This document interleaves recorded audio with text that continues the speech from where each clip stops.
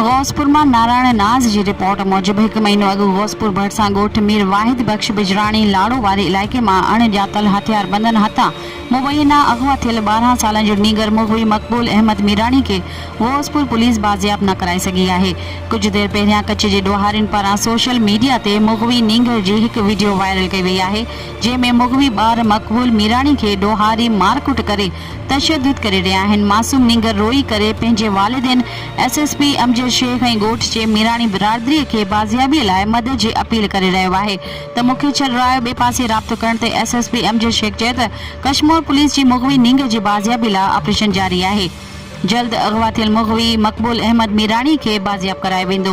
मुग़वी जो video social media ते viral थियण खां पोइ मुग़वी जा वारिस सख्त परेशान थी विया आहिनि। वाज़े रहे त 1 महीनो अॻु मुग़वी नीगर दुकान खां घर वेंदे रस्ते मां अगवा कयो वियो, जंहिंजी बाज़ियाबी लाइ वारसनि केतिरा भेरा एहतजाज बि कया, पर कश्मीर पुलिस कख भञी बीड़ो न कयो। अमजद छॾा आहे, असां गरीब आहियूं, मिसकीन आहियूं, गरीब गौसपुर जो आहियूं, छॾा आहे, गरीब आहियूं, मिसकीन आहियूं।